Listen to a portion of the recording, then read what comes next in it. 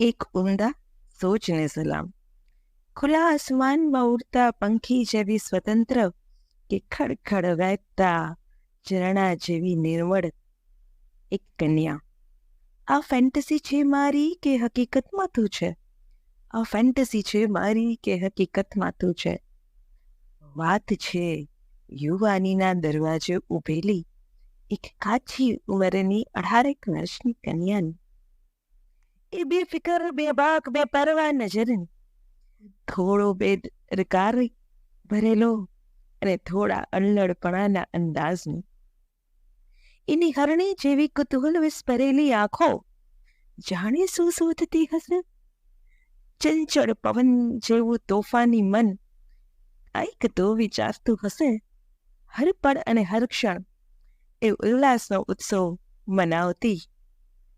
કંચનવર્ણી કાયા પર જોબનનું સૌંદર્ય છલકાવતી. હોઠો પર હસદાય હાસ્ય અને મનની સો વાતો સખીઓ સાથે મવડાવતી. કે આંખોના પાપણ પણ સપનાથી સજાવતી. હાથમાં હુનર છે ને તરખાટ છે યુવાનીનો એના પગમાં. અરે પણ સપનાને ક્યાં પાંખ હોય છે? એ તો સમયની સાથે પાંખો લગાવીને ઉડી જાય છે. હવે માત્ર કોરી આંખો છે.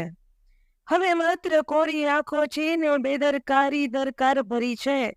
બે જવાબદાર અંદાજ જવાબદારી તળે એવો તે દબાયો કે સપના ભરેલી આંખો ધરખમ થાક નીચે ખડીમાં પોડી જાય છે.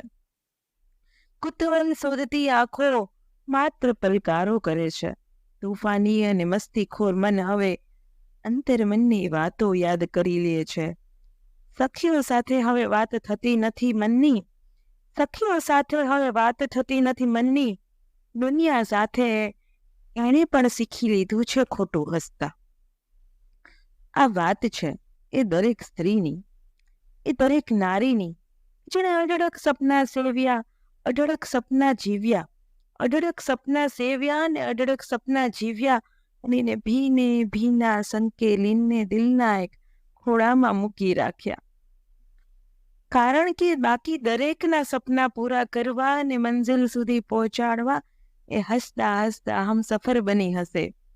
સલામ છે એ નારીને, સલામ છે એના ત્યાગને, સલામ છે એની સોચને. કદાચ એ તમે નથી ને? તમે પણ હોઈ શકો, તમારી મમ્મી પણ, તમાને રાખડી બાંધનાર એક તમારી બહેન કે તમારી વહાલી પત્ની, તમારું પ્રિય પાત્ર, તમારી પ્રેયસી કે તમારી બેસ્ટ ફ્રેન્ડ પણ હોઈ શકે. જો મારા વિચારો સાંભળીને તમને તમારા મનમાં કોઈ ચહેરો ઉમટ્યો હોય તો એની સાથે જરૂર શેર કરજો, એને જરૂર ટેગ કરજો. મારા વિચારો જો તમને ગમ્યા હોય તો મારી ચેનલ અંતરમનને સબસ્ક્રાઇબ કરજો. અંતરમન, ફિલિંગ્સ થ્રુ વર્ડ્સ.